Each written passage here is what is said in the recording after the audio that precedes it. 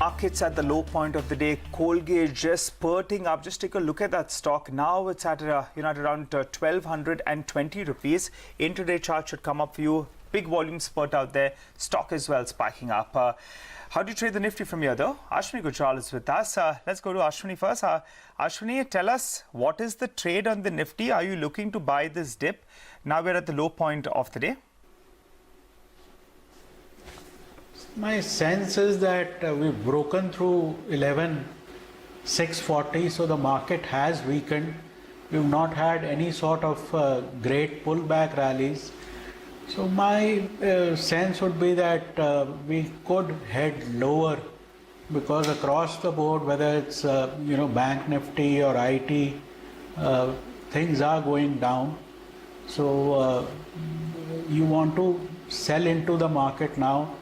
And maybe 11,650 is a good stop, and at lower levels 11,580 to about 600, that seems possible.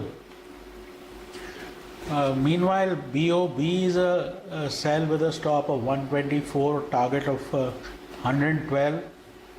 Canara Bank is a sell with a stop of 275, target of 260. And Dish TV is a buy with a stop of 32.5, target of 36. Ashwani, what thoughts on Colgate? Because with this up move, it's also crossed key hurdles like the 100-day moving average, the 200-day moving average. So it's trading above these key levels. What's the chart telling you? See, Colgate went through a big correction, and now it's crossed its 200-day moving average. So chances are that we could gain another 90 to 100 points on the upside. Okay. All right. Thanks so much for joining in. Rajat is also here with us. Rajat, your index trade as well as your stock picks? First of all, regarding the index, I would say that you can sell index here with a stop above 11,680. And on the downside, first support is going to come around, say, 11,615 to about 11,610, and after that 11,580, and thereafter 11,550. I'm not expecting it to breach that major support area between 11,580 and 11,550. But still, it's a sell on the index. Index is likely to come down. Two stocks I have chosen. One is ONGC. ONGC I would sell with a stop above 149, and targets would be 141 and 139.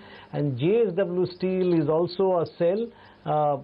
There I would put a stop above 270, and target would be 260.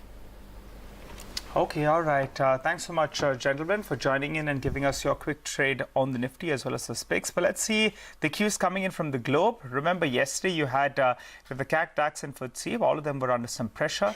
Today we're getting the initial rates that are coming out there, and those markets are under some pressure. Remember, what's really spooking the global markets is, one is there are fears that in fact there is a slowdown. And the second factor is suddenly this trade uncertainty is back on the table. And that's not good news at all. And, the European markets are replicating that as well. Well, on that note though, we'll slip into a short break. You come back and we'll get straight to our special series on Quarter Se Quarter Tak. Stay with us.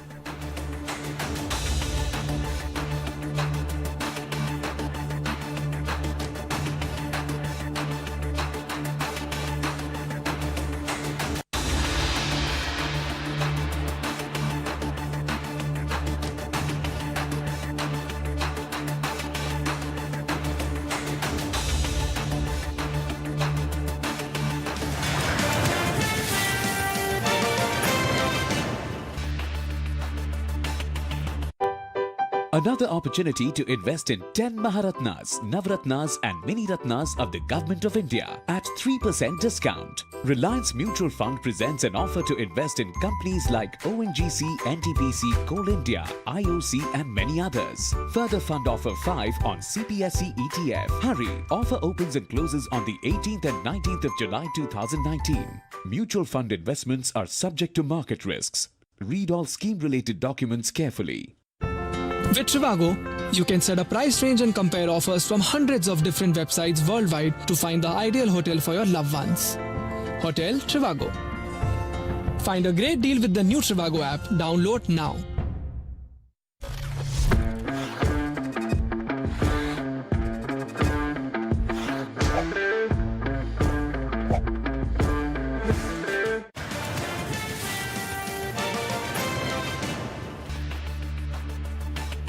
Q1 FY20 earnings season is here. It's truly started.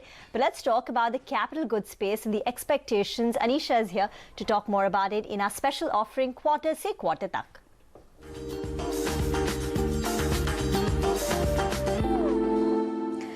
Well, Q1 is seasonally weak quarter for the infrastructure as well as capital good players, but the election-related slowdown might further impede growth this quarter.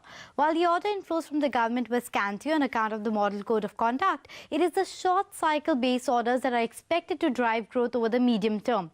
Now, thanks to the swelled-up opening order books, the execution remains steady this quarter, and hence the analysts are expecting a growth of around 10 to 12% this particular quarter. The earnings would be led by the big boy L&T and other capital good majors like Siemens as well as Thermax. Apart from that, some infra companies like Adani Ports and PNC Infratech are also expected to do well. On the flip side, however, the companies that could drag the performance of the sector could be the names like Cummins, ABB India, as well as Dilip Buildcon. Now, talking about individual companies, Lawson and Tubro, that one is expected to maintain the earnings momentum, and hence we are looking at a 10 to 15% revenue growth. The margins are also expected to expand a tad bit in the infrastructure segment, and the order inflow should be healthy between 30 to 35,000 odd crores. Moving on to Adani Ports then, wherein the strong volume growth at the Hazira as well as Mundra Port is what is expected to drive the performance. Also, the forex loss on account of the rupee depreciation that we had seen in the earlier quarters might not be there this quarter, and hence we'll see a bit of reversal as far as that is concerned as well. From the capital goods space, there are a bit of mixed cues. For example, for Cummins, the uncertainty around exports continue, and add to that, the domestic slowdown might further impair growth. High competition and change in product mix might compress the margins, and this is despite the fact that the company had taken some price hikes. However, this might not be the case for Siemens, wherein we are expecting a double-digit growth led by the energy management, digital services as well as process industry segment that should come up for you on the screen, and higher order inflow should also support the growth going forward. So overall for the sector, while the fresh order booking was slow, the large opening order book should really drive the near-term performance and give the revenue visibility for the near term. Okay, all right. Thanks so much for that, Anisha. Well, on that note, we'll slip into a short break. You come back. The Cabinet has approved 7 amendments to the Insolvency Code. We'll get you details when you're back.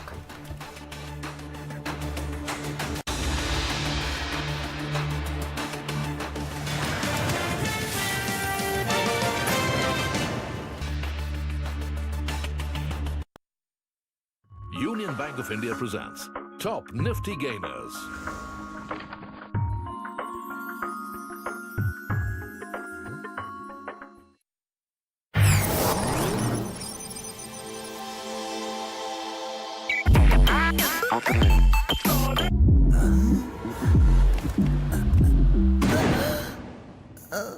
Who's gonna launch this badass? Who else but Tiger? Kia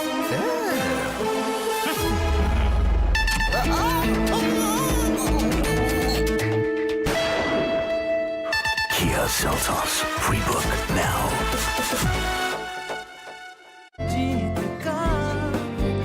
Public issue of secured NCDs with interest rates up to 9.7% per annum. Shriram Transport Finance. Vishwas Jeet Ka.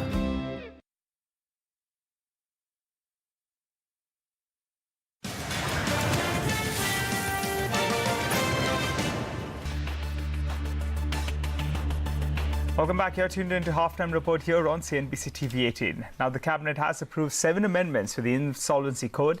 Lata's back with us to run us through all those details. Lata? Well, the Insolvency Code has had a few hurdles, especially in the SR case, SR Steel case, where financial creditors were told to take only as much money as operational creditors. So this amendment was really the need of the hour, and the first part of the amendment is that it has come so promptly when the need arose in industry. For starters, it's trying to put a limit to the time taken. The SR Steel case is now in its 800th day or something. You know, it's over 2 years since the case was filed in June of 2017. So they're trying to plug that. Even the litigation time in the courts should be counted. They've extended the time limit from the old 180 plus 90, that is 270. They've given another few days and made it 330, but it should be that. And you should include court time as well. The other important changes that they've made are that, you know, there should be clarity on mergers. Until now, you just went into the resolution once you are a stressed asset and you file the case. Now they've allowed for other ways of solving the case, like mergers, demergers, amalgamation. Clarity was not there on that issue. I'm only picking up the key things. Resolution should be binding on even government, other stakeholders, including the state and central government. The bigger point is this issue of financial creditors. The amendments say two things. One, dissenting creditors will get liquidation value, which is according to the liquidation law, where there is a clear waterfall.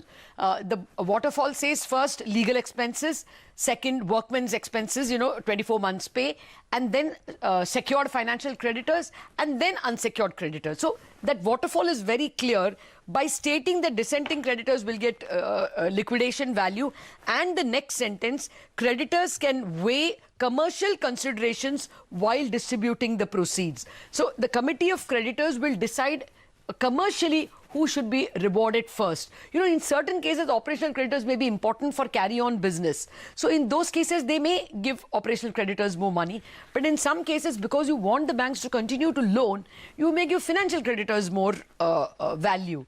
They have established the primacy of the committee of creditors while taking the decision, and said that their weighing in commercial considerations shall be final. So it is hoped that with these amendments, there will be no further back and forth on how the money is distributed, and the authority of the committee of creditors will be enhanced. That is the biggest victory of this amendments as and when they become law. Of course, they have to be tested in the courts, but the best part of these set of amendments is that they are so prompt. The problem came 2 weeks back, and the MCA is ready with an answer, which of course speaks of the speed and commitment of the government.